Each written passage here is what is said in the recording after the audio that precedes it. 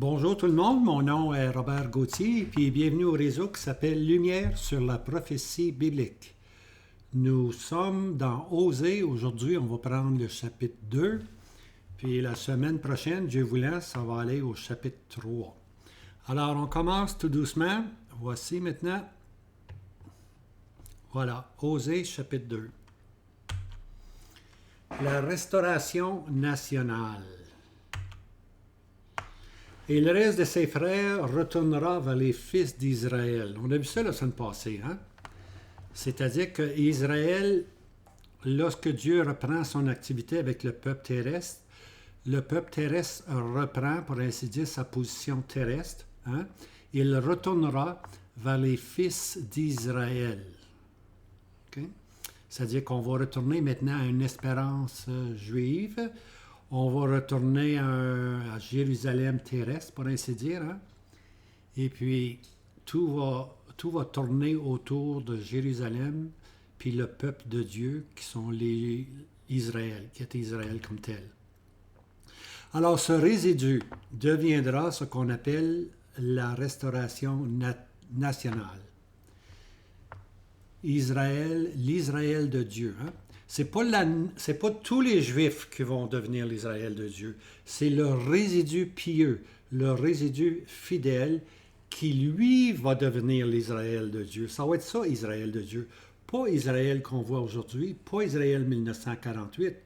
C'est le résidu qui va demeurer fidèle au Seigneur Jésus. Eux vont de nouveau repeupler la terre, pour ainsi dire. Et puis, c'est eux qui vont être l'Israël de Dieu. Galates 6, verset 16. C'est une résurrection nationale. Même le livre d'Osée, si on va à Osée, chapitre 6, versets 1 à 3, c'est marqué « Venez, retournons à l'Éternel, car il a déchiré. Il nous guérira. Il a frappé et il bandera nos plaies. Dans 2 jours, il nous fera vivre. Au 3e jour,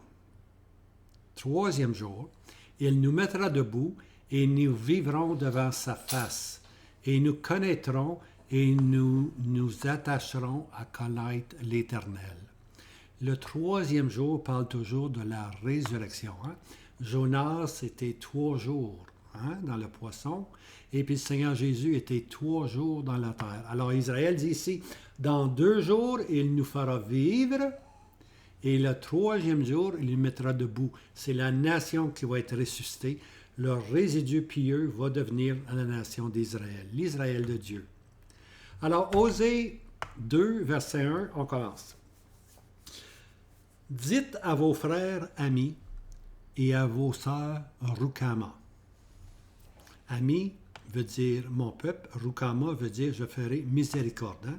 Alors, dites à vos frères et à vos sœurs. Alors, l'expression ici, frères et sœurs, est indicative de ce qui est personnel. Okay? Le prophète s'adresse aux résidus de sa génération à lui, mais aussi aux générations futures à venir. Hein? Mais surtout, prophétiquement, là, c'est un regard futur vers la semence des derniers jours de l'histoire de la nation apostate. Hein?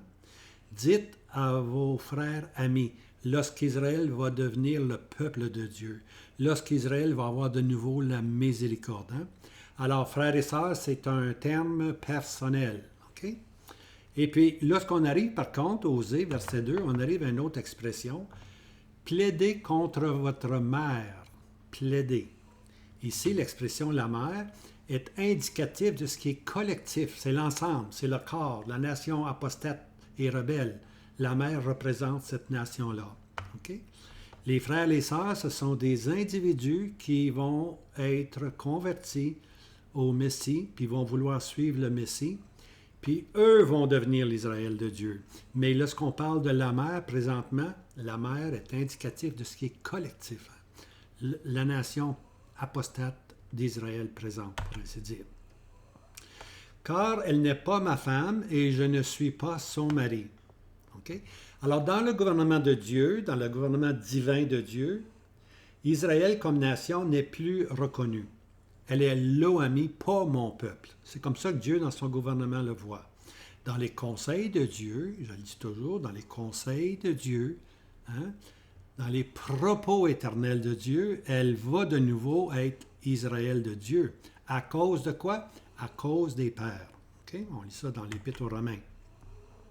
Alors, c'est la même chose aujourd'hui. Depuis 1948 jusqu'à aujourd'hui, 2022, Israël est retourné dans son pays. Hein? On lit ça dans les journaux. Là, si on était là en 1948, il y a quoi, 75 ans passés, on aurait lu dans les journaux qu'Israël est né. Une nouvelle nation est née. Hein? Nos troupes sont entrées en terre sainte. Tu vois? Etc., etc. Alors, c'est une nation, lorsqu'il y a eu ce retour-là en 1948, c'est une nation apostate qui est retournée. C'était un mouvement patriotique. L'Écriture nous enseignait qu'Israël allait de nouveau retourner dans son pays, mais ce serait un retour dans l'incrédulité. Ils ne croiraient pas, tout simplement. Okay? Alors, présentement, Israël, c'est une nation apostate. C'était plutôt un mouvement patriotique, retrouver la terre promise. Et puis les Juifs étaient contents de revenir, tout simplement. Mais il faut vraiment comprendre que ce n'est pas un retour vers le crucifié. Okay? C'est loin d'être une conversion. C'est surtout pas une conversion nationale. On ne peut pas dire qu'Israël de 1948, c'est vraiment l'Israël de Dieu. Non. L'Israël de Dieu, c'est les Juifs qui aujourd'hui individuellement se convertissent, ce qu'on appelle les Juifs messianiques. Eux, maintenant, sont l'Israël de Dieu, mais eux font partie du peuple céleste, font partie de l'Église présentement. Mais lorsque Dieu va reprendre, lorsque l'Église va partir, alors là, il va y avoir vraiment un retour vers leurs frères. Ils vont de nouveau embrasser l'espérance juive, c'est-à-dire de vivre longtemps sur la terre, de connaître le royaume, de connaître le millénium, puis d'être la première des nations. Alors, le message est encore véridique en 1922. Osée 2, verset 2. « Et quelle ôte ses prostitutions de devant sa face et ses adultères d'entre ses seins. » Okay? C'est vrai, en 1948, elle était encore adultère, hein? Elle était encore loin de Dieu, l'OAMI, pas mon peuple. Et puis c'est encore vrai aujourd'hui, ça n'a pas changé, ça. 75 ans plus tard, c'est toujours ce mouvement patriotique-là qui domine, tout simplement. Ce n'est pas un retour vers Jéhovah, vers le Messie, vers l'Éternel. De peur que, Osée 2, verset 3, de peur que je ne la dépouille à nu, et que je ne la place là comme au jour de sa naissance, et que j'en en fasse comme un désert, et que je ne la rende comme une terre aride, et ne la tue de soif. Okay? Alors, ici, on a une description de la nation d'Israël. Elle est nue. Elle est nue. Elle est sans justice devant Dieu. Ils sont encore sous la loi. Ils sont encore, comment est-ce qu'on pourrait bien dire, orgueilleux de la loi et pensent que c'est la loi qui peut les sauver. Alors, ils sont nus. Comme nation, ils sont nus. Désert, intérieurement, c'est un désert. Ils sont sans fruits devant Dieu. Israël de 1948 à aujourd'hui est sans fruits devant Dieu. C'est un peuple incrédule. C'est une terre aride, sans aucune récolte pour Dieu. Ils n'ont pas de fruits présentement pour Dieu. Et puis Dieu dit, et ne la tue de soif. Rien qui désaltère spirituellement. Israël n'a absolument rien qui désaltère spirituellement. Ils n'ont pas de sacrifice, ils n'ont pas de temple, ils n'ont absolument rien. Okay? Alors, c'est une image assez détaillée. Nu, désertique, aride, et puis assoiffé, pour ainsi dire. Maintenant, si on regarde Israël aujourd'hui, en 1922, il y a de la postérité matérielle. Tout semble dire le contraire de ce que je viens d'expliquer. Tu vois, Israël, techniquement, financièrement, même aujourd'hui, à cause de l'Ukraine et puis la Russie qui coupe le gaz en Europe, tout le monde se tourne vers Israël maintenant, puis veulent avoir du pétrole d'Israël. Israël est quasiment rendu le sauveur de l'Europe, pour ainsi dire. Pensez-y, là. Comment les choses peuvent changer dans quelques mois. Okay? Alors, Israël, militairement, techniquement, avec l'agriculture, que de belles choses en Israël. Si vous écoutez les reportages d'Israël, là, vous allez l'entendre de toutes les couleurs. Combien Israël est fier de lui-même, de tous ses accomplissements. Okay? Alors, il y a une postérité présentement en Israël depuis 1948. Lorsqu'ils sont arrivés, les terres étaient arides, n'étaient pas cultivées. Les Turcs qui avaient ce pays-là ne s'étaient pas donné la peine de cultiver le pays. Mais lorsque les Juifs sont entrés dans leur terre, eux ont fait beaucoup d'efforts. On se rappelle de la période des kibbutz, tout ça, pour bâtir l'agriculture.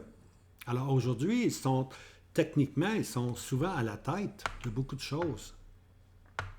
Alors, avec tous ces avancements-là que Israël connaît aujourd'hui, là, que fait Israël aujourd'hui?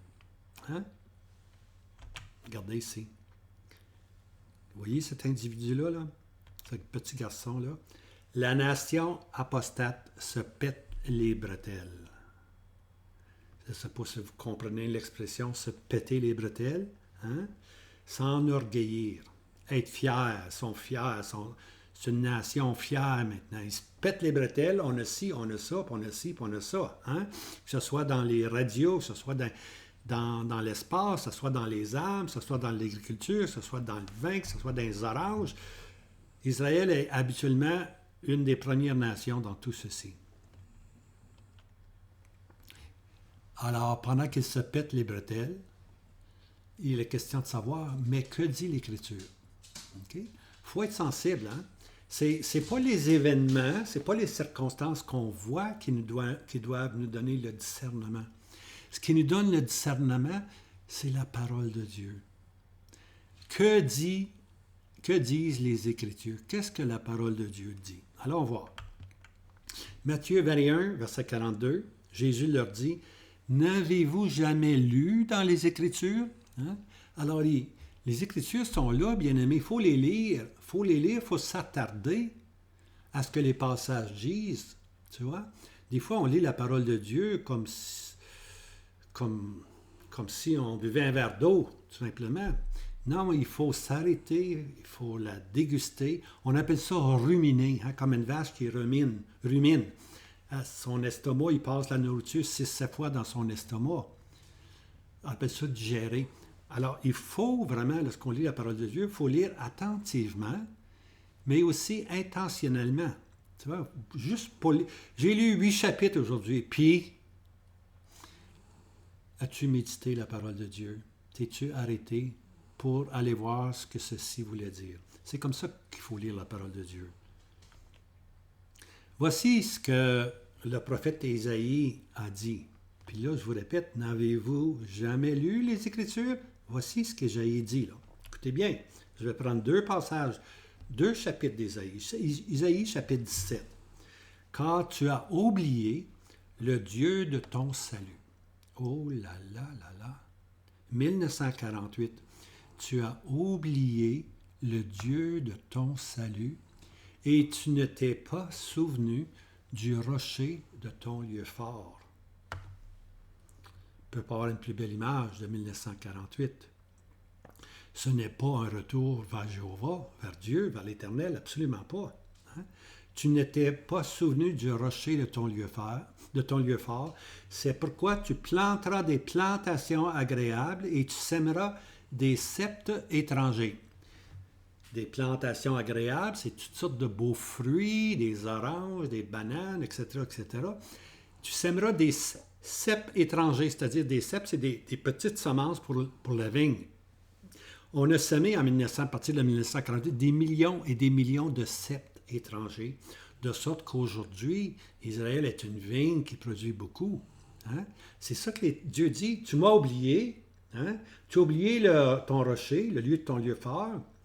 C'est pourquoi que tu vas t'attarder maintenant à planter des plantations agréables puis à semer des ceps étrangers parce que tu veux te faire un nom, tout simplement. Tu veux agir. Le jour même, voici ce qui va arriver, 17-11, Ésaïe. Le jour même où tu planteras, tu feras croître. Et le matin, tu feras pousser ta semence. Mais, ici, il y a un petit mais. Je ne sais pas si mon highlighter il est ici, là. Probablement. Ah, il est là. Mais, au jour de l'entrée en possession, la moisson sera un monceau et la douleur incurable. Voici les deux petites notes. Tu feras croître. D'autres traductions disent tu entoureras d'une haie. Hein? Tu planteras, tu entoureras d'une haie, tu donneras de l'eau, tu verras ce que la semence puisse grandir. Okay? Et puis pour l'autre, ce sera la moisson sera un monceau, hein? Et la douleur incurable. Allons voir. M. Darby dit ceci, la moisson sera un monceau ou aura fui. Il manque un T là, aura fui. Et au jour de la blessure profonde et de la douleur incurable. C'est un monceau, c'est comme un monceau, c'est un... Tu peux faire une récolte, avoir un gros tas, puis tout va pourrir là. C'est ça que Dieu dit ici. Tu vas en avoir un gros tas, mais elle va s'enfuir tout simplement. Okay? Quand est-ce que ça va arriver? Au jour de la blessure profonde et la douleur incurable. Ça, bien aimé, c'est la grande tribulation. Jérémie l'appelle les troubles de Jacob. Hein? Les troubles de Jacob. Alors que tout va bien, tout semble bien poussé, la postérité est là, puis tout va bien, boum, arrive un moment où tout devient, on perd tout. Hein? La moisson est un monceau. Hein? Elle aura fui, la moisson aura fui. Tout ceci en vain, ça donne absolument rien. L'Écriture ne parle pas en vain. C'est pas pour rien qu'Ésaïe compte ça, là. Regardez, Ésaïe continue un peu plus loin. Que dire du chapitre suivant? Ésaïe 18 maintenant. 17 et 18. Okay? Car ainsi m'a dit l'Éternel. Alors c'est Dieu qui parle. Hein, qui parle à Moïse. Ainsi m'a dit l'Éternel, pas à Moïse, à Ésaïe. Ainsi m'a dit l'Éternel, je resterai tranquille et je regarderai de ma demeure, regarde le ciel, comme une chaleur sereine sur la verdure, comme une nuée de rosée sur la chaleur de la moisson. Dieu dit, moi, je ne m'en mêle pas. Israël s'en est retourné et dans son pays, puis moi, je ne m'en mêle plus, pour ainsi dire. C'est-à-dire, je ne ferai aucune action directe. Quoique Dieu, dans sa providence divine, intervient toujours. Quand je parle de la providence divine, je parle toujours les agissements secrets de Dieu. Hein? Mais Dieu dit, je reste tranquille, puis je regarde dans ma demeure, puis je vous laisse aller. Depuis 1948, je vous laisse aller. Hein? Verset suivant. Car avant la moisson s'en vient, lorsque la floraison est finie et que la fleur devient un raisin vert et mûri, il coupera les pousses avec les ceps. Les ceps, c'est des ciseaux. Alors Dieu va arriver, puis il va couper les pousses, hein? Les pousses des raisins, avec des ceps, et il ôtera et retranchera les serments. Les serments vont être retranchés. L'autre verset, c'est-à-dire Israël, qui est de retour depuis 1948, ils seront abandonnés ensemble aux oiseaux de proie des montagnes et aux bêtes de la terre. Et les oiseaux de proie passeront l'été sur eux, et toutes les bêtes de la terre passeront l'hiver sur eux. Hein? Les bêtes de la terre. Hein? On a étudié Daniel, on parle des bêtes, hein? Daniel, les 4 bêtes de Daniel, mais la dernière bête doit reprendre vie, qui est l'Empire romain qui doit être reconstitué. Alors l'Empire romain va passer l'hiver sur eux. Hein?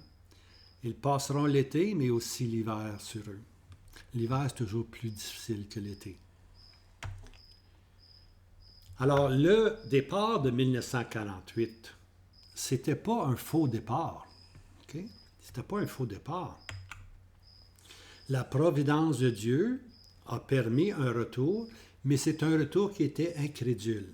C'est-à-dire pas un retour vers l'Éternel, c'est un retour patriotique, c'est un retour vers la terre. Il faut vraiment réaliser ça, là. 1948, c'est pas un mouvement de Dieu, parce que c'est un mouvement qui était fait sans Dieu. Hein? Ils ne sont pas tournés vers le rocher, ils ne se sont pas tournés vers le Seigneur Jésus. Alors Dieu dit, je me tiens tranquille, je laisse les choses se passer. C'est ça qui se passe présentement.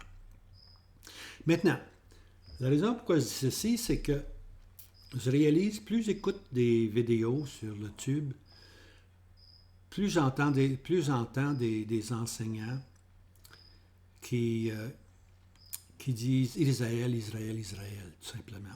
Israël, Israël. Le danger de notre génération, là, c'est ceci. C'est de méconnaître le vrai caractère de la nation d'Israël et de l'encenser, de l'encens. On en met-tu de l'encens sur Israël? On en mis de l'encens sur Israël. On fait d'Israël une nation particulière. C'est vrai qu'elle est particulière, mais maintenant, elle est sans Dieu, elle est méconnue de Dieu, elle est loamie, elle est sans miséricorde. Tu vois, puis Dieu l'a parsemée. Même si maintenant elle est revenue, c'est un retour patriotique. OK? Alors, il ne faut pas se laisser bouleverser, pour ainsi dire, en voyant Israël qui s'en va bien, qui se pète les bretelles. Il ne faut pas s'en faire avec ça, bien-aimé. Il faut croire les Écritures. Les Écritures disent que ça va soudainement être coupé par les serments. Tout semble bien aller présentement, tout semble bien aller, mais ça ne sera pas toujours ainsi. Alors, il ne faut pas se laisser influencer, pour ainsi dire, par les yeux, ce qu'on voit. Il faut se laisser influencer par les Saintes Écritures. Lorsqu'on s'appuie sur la parole de Dieu, on ne se trompe jamais. Comprenez? Jamais. L'Écriture ne se trompe jamais. L'Écriture décrit des scènes, souvent des scènes prophétiques, souvent des scènes futures, mais elle nous dit d'avance. La prophétie, c'est ça. Elle a la capacité de nous dire d'avance ce qui va arriver. Alors, cessons de regarder Israël, puis de dire c'est le pays, lorsqu'on sait très bien que par les Écritures, qu'il va y avoir un retranchement qui va se faire avec les troupes de Jacob. La grande tribulation va venir. Hein? Un amas va être là, puis il ne servira pas à rien. Hein? Toute la production va être à rien. Alors, c'est méconnaître le caractère de Dieu lorsqu'on dit des choses comme ceci. Là, je vous répète ce que j'entends dans les réseaux. OK? Si tu bénis Israël, Dieu va te bénir. Alors, aime Israël, bénis Israël, donne l'argent à Israël, puis Dieu va te bénir. Dieu te bénit, bien-aimé, parce que tu es obéissant à sa parole. Pas parce que tu aimes tel et tel pays. Dieu te bénit parce que tu te soumets à la parole de Dieu. Là, tu vas être enrichi. Là, tu vas être béni. Non pas parce que tu aimes Israël comme tel. C'est pas ça qui amène la bénédiction. La bénédiction, c'est l'obéissance à la parole de Dieu. Ça a toujours été l'obéissance à Dieu. D'autres vont dire, Israël, c'est la prunelle de Dieu, il ne faut pas toucher à Israël. La prunelle de Dieu. C'était vrai, dans le passé, il était la prunelle de Dieu. Ils sont devenus Lo-Ami, pas mon peuple. Ils ne sont plus la prunelle de Dieu. Lorsqu'ils vont être restaurés, à ce moment-là, ils vont de nouveau être la prunelle de Dieu, puis à ce moment-là, tu n'y touches pas. Tu vois? En ce moment-là, tu n'y touches pas. Parce que ça va être le peuple de Dieu. Le peuple bien-aimé de Dieu. Hein? Mais ce n'est pas le cas présentement, aujourd'hui. Maintenant, là, j'attends ce que j'attends, là, c'est... il y a un test. Un test, là, si on veut savoir si quelque chose, il y a de l'acide dedans. Il y a un nom anglais pour ça, tu vois. C'est un test qui est décisif, qui va dire s'il y a de l'acide. OK? Et puis, maintenant, les gens essaient de nous dire que le test décisif, aimes-tu Israël? Bien aimé, la question n'est pas si j'aime Israël ou j'aime pas Israël. La question, c'est est-ce que je suis obéissant à Dieu? Est-ce que j'obéis la parole de Dieu? C'est ça qui est la grande question. Pas si j'aime Israël. La question n'est pas là. C'est pas un test, ça. C'est un faux test, aimer Israël. Le vrai test, c'est est-ce que tu aimes l'Éternel, puis est-ce que tu marches dans les voies de l'Éternel. Ça, c'est le test décisif. Mais non pas la nation d'Israël. Okay? Alors, il ne faut pas se laisser influencer par de commentaires comme ça. Il faut questionner ces commentaires-là. Il faut questionner. Dire où tu prends ça, qu'est-ce que ça veut dire ça, pourquoi tu dis ça. Tu vois? Il n'y a aucun argument pour dire que si tu bénis Israël aujourd'hui, Dieu va te bénir. Ils n'ont aucun argument pour dire qu'aujourd'hui, Israël est la prunelle de Dieu. Il va en avoir plus tard, oui. Puis aujourd'hui, le test, les gens me disent, le test, c'est que est-ce que tu aimes Israël? Bien sûr, j'aime Israël, mais pour moi, ce n'est pas un test. J'aime Israël le restaurer. J'aime Israël pas incrédule présentement. Israël incrédule présentement, il faut qu'il se convertisse. Il faut qu'il se convertisse. Tu vois, j'aime la nation d'Israël comme j'aime la nation des Arabes, si tu veux, ou des Palestiniens. Je les aime aussi comme nation. Israël comme nation, je l'aime. Mais elle doit se convertir. Et elle va se convertir. C'est ça qui fait la différence. Lorsqu'Israël sera de nouveau l'OAMI, mon peuple. Ça, à ce moment-là, Dieu va intervenir en salut pour Israël. Les yeux de Dieu vont se tourner sur Israël. Maintenant, comme je dis, ces trois éléments-là, tous ces choses sont véridiques, mais dans le passé. Véridiques dans le futur, mais véridiques dans le passé aussi. Mais dans le présent, non. Dans le présent, là, Israël n'est pas mon peuple, l'OAMI. Pas de miséricorde, je vais te semer. Hein? Mais ils le seront pour le futur rétablissement, quand de nouveau Dieu pourra déclarer « Ami, mon peuple ». Quel jour ça va être? Lorsque le peuple va se tourner vers le Seigneur Jésus, le crucifié, puis ils vont dire « Voici celui qui vient au nom de l'Éternel. Hein? » C'est à ce moment-là que ça va être merveilleux. Encore, Israël, présentement, est encore une mère prostituée. J'ai dit que la mère représentait ce qui est collectif. Okay? Alors, elle est encore une mère prostituée. Osée 2, verset 6, c'est pourquoi, voici, je vais fermer ton chemin avec des épines.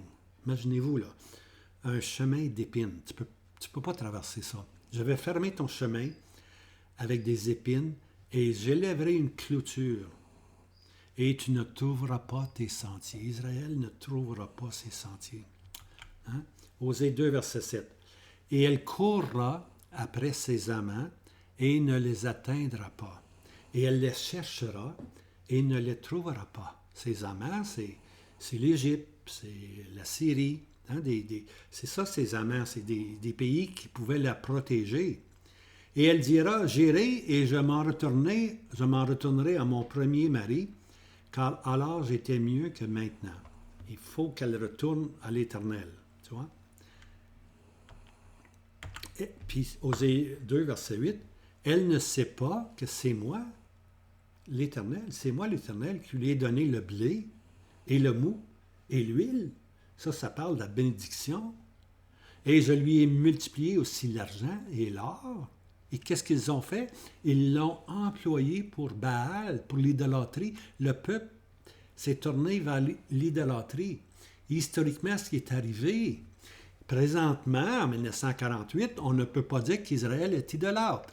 Israël a cessé complètement l'idolâtrie lorsqu'ils sont revenus de Babylone. Dieu avait dit, Israël, tu es tellement idolâtre, je vais t'envoyer dans le pays le plus idolâtre qui peut exister au monde, c'était Babylone. Hein? Ils sont allés chez Nebuchadnezzar, et puis là, ils ont goûté, ils en ont avalé, pour ainsi dire, de l'idolâtrie, à un tel point qu'ils en ont eu une indigestion. Lorsqu'ils sont revenus 70 ans plus tard, avoir passé 70 ans dans l'idolâtrie, ils ont complètement cessé l'idolâtrie. Et puis lorsque le Seigneur Jésus est venu, hein, plusieurs centaines d'années plus tard, le Seigneur Jésus revient. Puis lorsque le Seigneur était sur la terre, le peuple n'était pas idolâtre. Il n'était pas idolâtre. Mais le peuple s'était habitué à des coutumes. À des coutumes. Hein? Et puis, c'était les coutumes maintenant qui dirigeaient tout. Ce n'était plus la parole de Dieu, c'était des coutumes. Hein? Des enseignements d'hommes, des coutumes d'hommes. Puis, on en connaît-tu des coutumes d'hommes aujourd'hui? Des enseignements d'hommes, hein? Aujourd'hui, si tu vas dans des places, c'est toujours des grandes bâtisses, c'est de l'encens, c'est de l'or, c'est les gros vêtements, c'est les beaux vêtements, c'est les couleurs, c'est les odorats, c'est l'ouïe, la musique, l'ouïe, les odorats. C'est des religions pour la nature humaine. Hein? Des ordonnances d'hommes. Une religion naturelle, qui plaît à l'homme naturel, mais non pas une religion qui est selon Dieu, où c'est l'Esprit de Dieu qui est au milieu de l'assemblée, puis qui dirige le bon fonctionnement de l'Assemblée. Alors, toute leur richesse, ils l'ont employée pour Baal, pour l'idolâtrie. Maintenant, dans un temps futur, si vous lisez Ézéchiel, je vais le trouver le verset.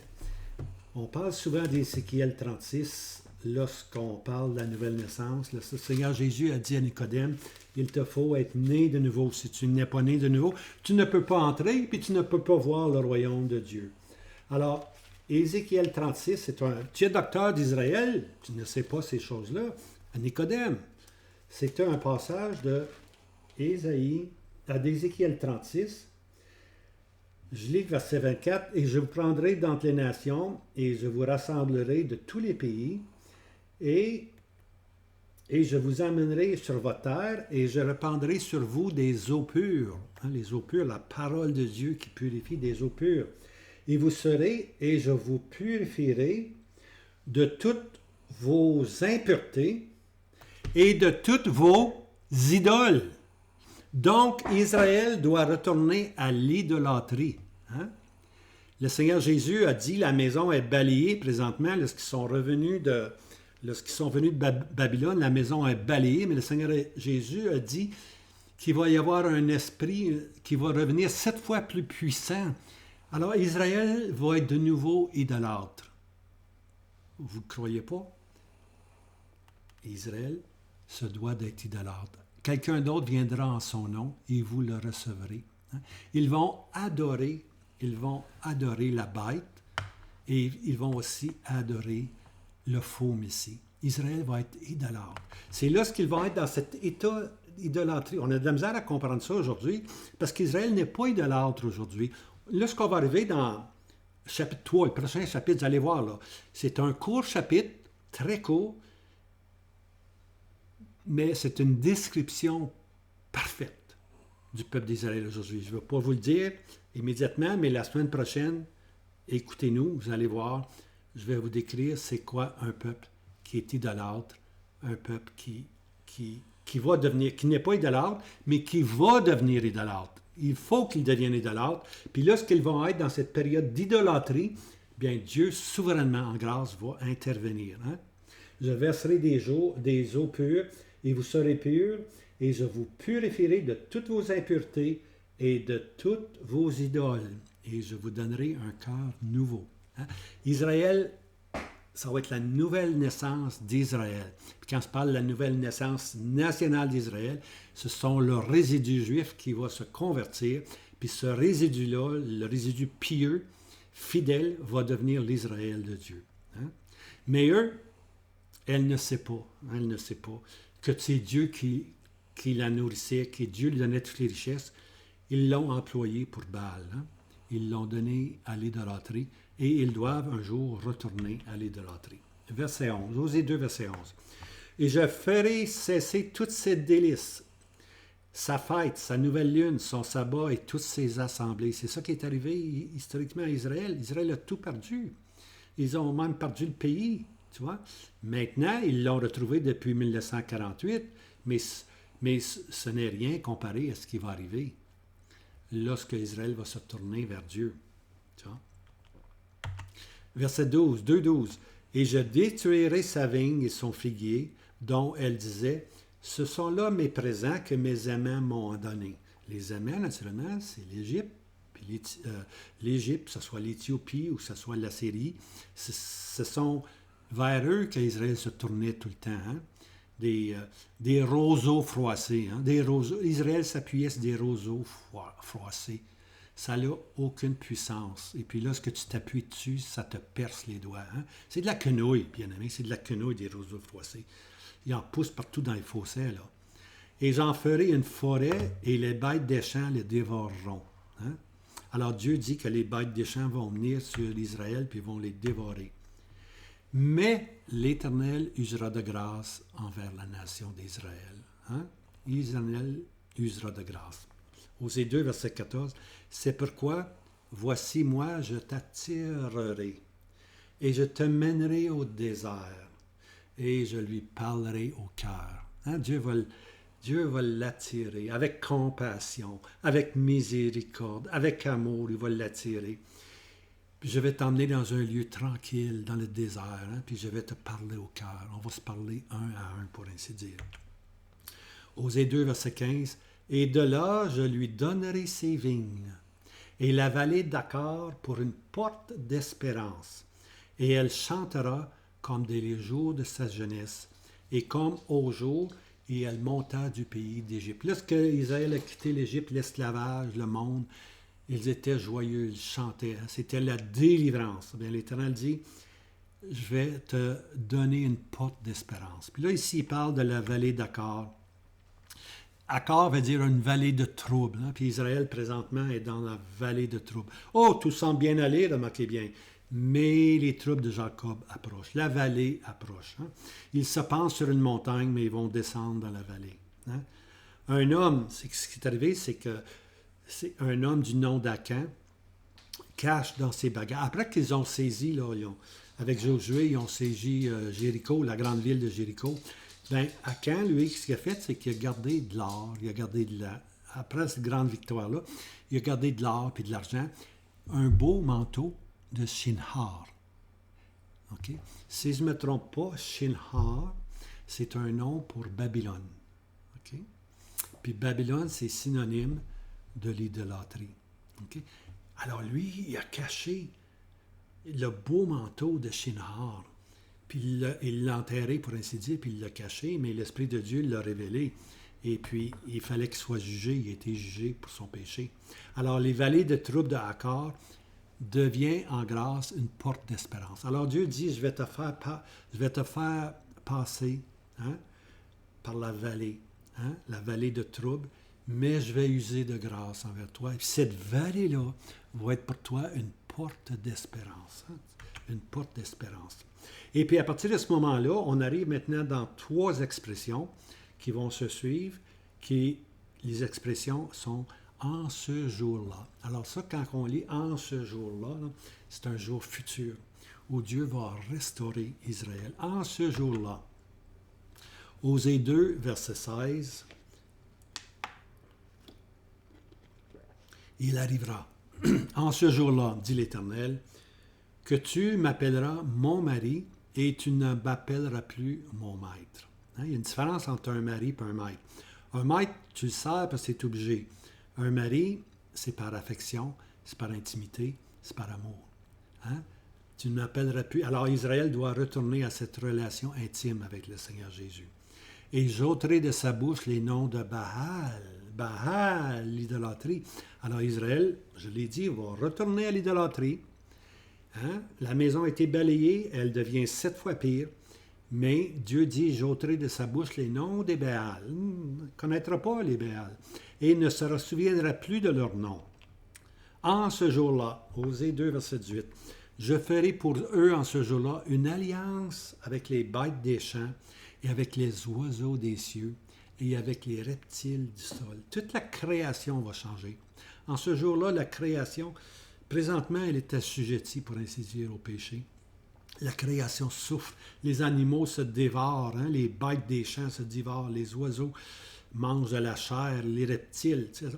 Mais ceci va cesser, Dieu dit. J'ôterai du pays en les brisant. Ah, il dit aussi, je vais briser l'arc, je vais briser l'épée. On n'enseignera plus la guerre en ce jour-là. Et je te ferai reposer en sécurité. Maintenant, lorsqu'on voit l'expression « en sécurité », ça veut dire que l'Éternel est là. Le seul temps qu'Israël peut être ou que les Juifs peuvent être en sécurité, c'est lorsque Jéhovah, l'Éternel, va être au milieu d'eux. Le Messie va être au milieu d'eux. Je te ferai reposer en sécurité. Ça me permet de dire qu'Ézéchiel 38, lorsqu'Israël habite en sécurité, pas de barre, pas de barrure, rien. Ça veut dire quoi, ça? Ça veut dire que l'Éternel est avec eux. Ils habitent en sécurité. C'est à ce moment-là que Gog et Magog vont venir. Hein? Mais Gog et Magog, c'est vraiment à la porte du millénium. Lorsque l'Éternel est reconnu, lorsque l'Éternel est mon peuple, mon pays, voilà, ils habitent en sécurité. C'est à ce moment-là que Gog va arriver. Pas au commencement, dès l'enlèvement, ou pas longtemps après l'enlèvement. Non. après les 7 années de tribulation, pour ainsi dire, on voit vraiment que c'est lorsqu'Israël va être de nouveau restauré, ils vont habiter, je les ferai reposer en sécurité. C'est à ce moment-là que Gog, le prince de Magog, la Russie, va intervenir. Il ne faut pas penser que ça se fait après l'enlèvement, c'est faux. Osée 2, 19. Et je te fiancerai à moi pour toujours. Je te fiancerai à moi en justice, en jugement, en bonté et en miséricorde. Oh boy, c'est toutes des fiançailles, ça. Quelle beauté, hein? La justice, le jugement, la bonté, la miséricorde. À toujours, à toujours. Israël ne perdra jamais maintenant. Israël, une fois restauré, ne perdra jamais son titre. D'ailleurs, on lit dans l'Ancien Testament que si la lune s'en va et si le soleil disparaît, ben Israël va disparaître. Puis ça se ferait, ça ne peut pas se faire. Dans l'état éternel, oui, mais pour le millénium, Israël va toujours demeurer Israël. Toujours demeurer Israël. Osée 2.20, et je te fiancerai à moi en vérité et tu connaîtras l'Éternel. Maintenant, une autre expression, encore la même. En ce jour-là, Osée 2, verset 21-22. Il arrivera en ce jour-là que j'exaucerai, dit l'Éternel, j'exaucerai les cieux, et eux exauceront la terre. Okay? Et la terre exaucera le froment, et le mou, et l'huile, et eux exauceront Jisraël. Il va y avoir cette relation-là entre le ciel et la terre. Les eaux, les dernières pluies vont venir. Les pluies avant la récolte, pour avoir une belle récolte, vont venir du ciel, directement du ciel. Présentement, Dieu garde la pluie, pour ainsi dire. Dieu retient la pluie. Hein? Israël a beau faire des irrigations, puis des tournées, puis mettre des eaux, puis les eaux salées, les changer en eau. Même les eaux sales, les changer en eau propre. Ça ne fait absolument rien. La bénédiction d'Israël dépend de l'eau qui vient du ciel. Hein? J'exaucerai les cieux, et eux exauceront la terre, et la terre produira du froment, du mou et de l'huile, et eux exauceront Jisraël. Jisraël veut dire parsemé. Okay? Alors, il y a un temps où Israël est parsemé, mais il y a aussi un temps où Israël va être semé, et eux exauceront Jisraël. Jisraël va être semé. Ça va être la semence de Dieu maintenant qui va être en Israël. Rien ne va leur manquer, absolument rien. Hein? Jisraël, je te sèmerai en bénédiction. Alors Dieu dit, je vais te reproduire, je vais te semer en bénédiction. Autant je t'ai parsemé, autant maintenant tu vas grandir comme une nation. Une multitude vont sortir d'Israël. Osée 2, verset 23. Et je la sèmerai pour moi dans le pays. Dans le pays, c'est dans Israël. Je la sèmerai pour moi dans le pays, et je ferai miséricorde à l'Ur-Kama. Celle qui n'avait pas de miséricorde, je vais user de miséricorde. Et je dirai à l'Oami, ah, tu es mon peuple, et tu me diras mon Dieu. Alors, l'Oami n'existera plus, l'Orama n'existera plus, ça va être fini. Puis l'Éternel dit, tu es mon peuple. Quel jour ce sera? Quel jour ce sera pour Israël? Oh, les voies de Dieu. Hein? Les voies de Dieu sont insondables. Insondables. Non seulement sont insondables, mais elles sont miséricordieuses. Hein? Alors, ce qui va suivre maintenant, ça va être le chapitre 3, Osée, prochainement dans le chapitre 3. J'espère que vous avez apprécié. C'est important de discerner, hein, c'est quoi Israël aujourd'hui. Israël dans le passé, oui. Israël dans le futur, oui. Israël présentement, non. Non. L'Oami, l'Ur-Kama. Et puis, il faut comprendre ça. Si vous ne comprenez pas ça, vous allez avoir beaucoup de difficultés à comprendre les Écritures. Beaucoup de difficultés. Puis, alors avec Osée, c'est un petit prophète, mais un petit prophète qui est riche. C'est un prophète qui nous dit vraiment le caractère de Dieu. Et puis dans le chapitre 3, ce qu'on va prendre la semaine prochaine, vous allez voir maintenant, là, il y a un beau petit passage qui nous parle de quel sera Israël durant cette période-là où il est l'Oami jusqu'au moment où ils vont être amis, mon peuple. Hein? Il décrit cette période-là, tout simplement, dans quelques versets. Alors, je vous encourage maintenant à vous abonner si vous n'êtes pas abonné. Puis aussi partager. Hein, si vous avez aimé cette vidéo, juste le partager. Et puis, devenez une source de bénédiction, une source de rafraîchissement pour nos frères et nos sœurs en Christ. Alors, je vous laisse avec ceci. On a assez dit. Passez un bon week-end. Excusez-moi.